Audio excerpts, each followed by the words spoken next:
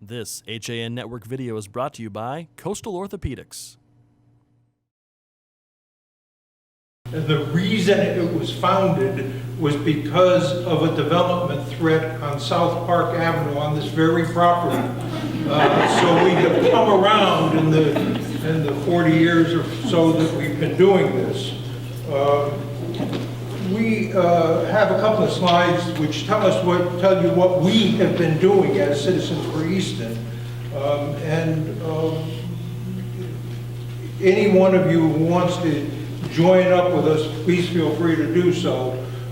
We are not, as some people have suggested, a bunch of troublemakers. We really try to preserve the Easton that we know and love. I have said many times, Easton is a jewel in Fairfield County. It is an amazing town that is not replicated anywhere around here. If you want development, there's plenty of towns to go to. I hope that Easton is not one of those. Giving you a chance to read. Now, what we're moving to now is a couple of slides on what we think should be Mill River Park.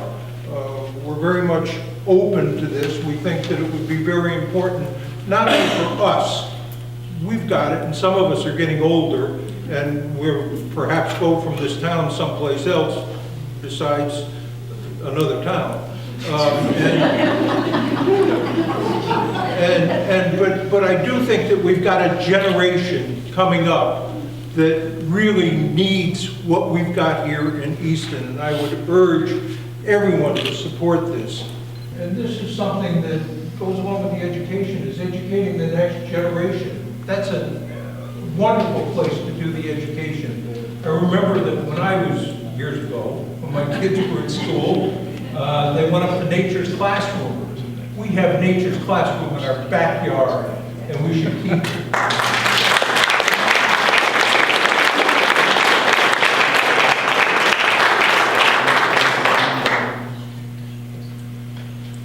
And as one of our speakers before us said, kids can unplug there and make memories. And it really is a great place to make memories. And we sort of get into a summary now.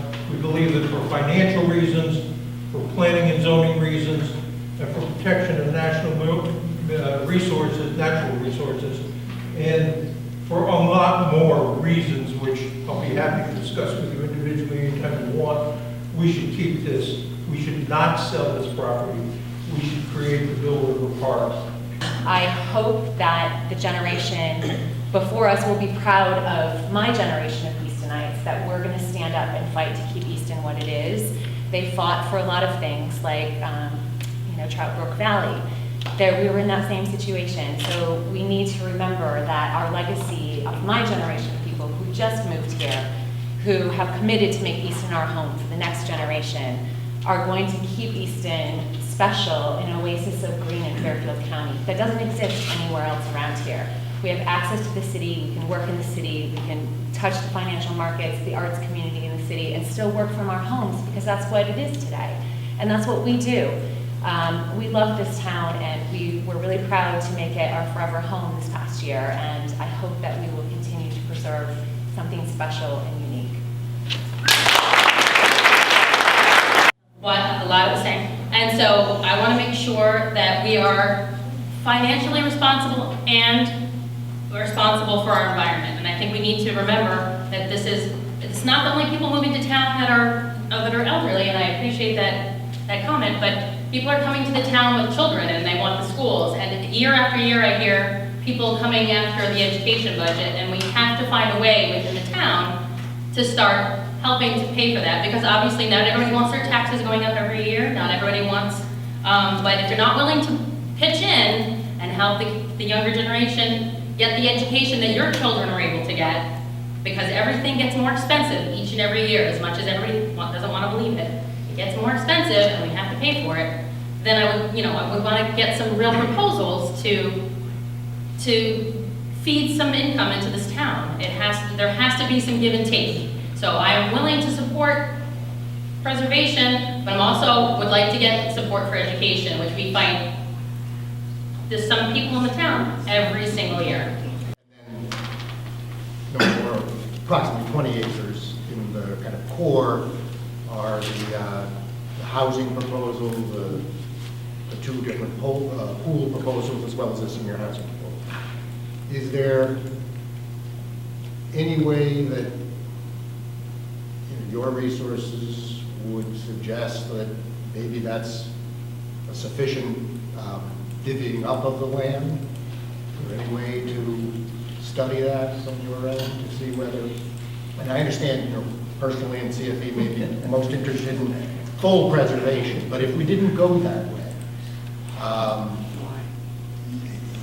could we find a way to use your resources to make sure that we do protect that buffer area? One of the things that has been suggested, and we tried to do it tonight, is we tried to make a positive proposal as opposed to telling you why you shouldn't do the other proposals.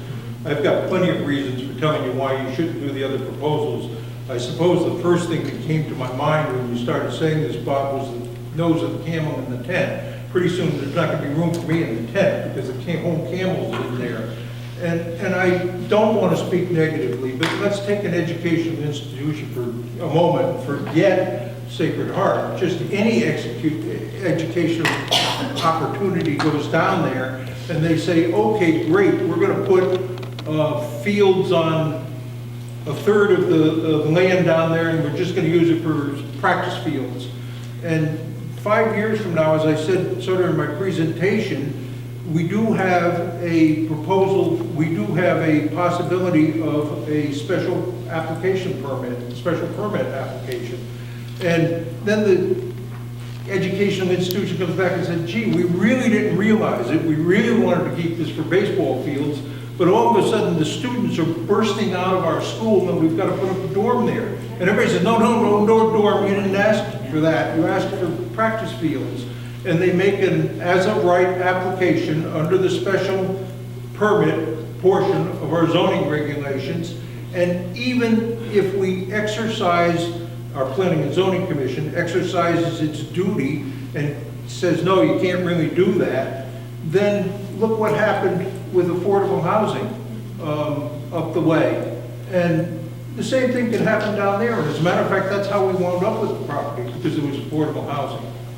So my answer is no. I don't think that we should have anything down there.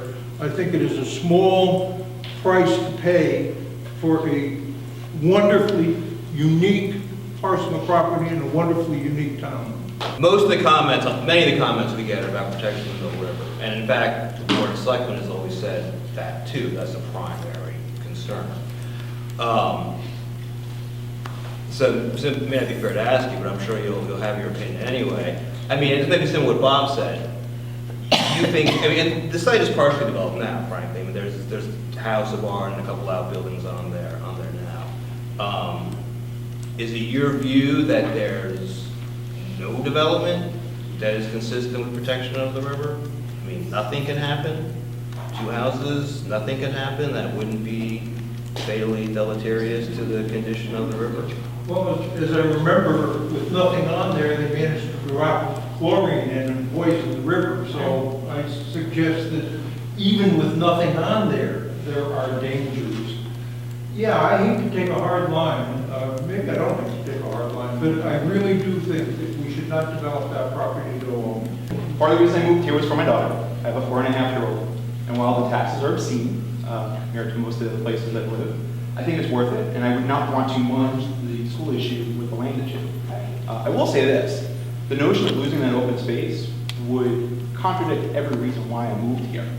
Right? I love the fact that there's an open space. I love the fact that I commute 5 hours a day so I can live here, but I can drive home and I can see the sun through the trees, and I can see the mist, and I can see the fog, and I can dodge deer with my cars.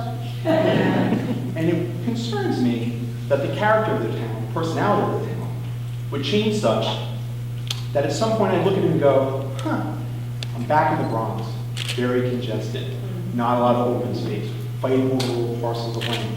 Maybe I should move somewhere else.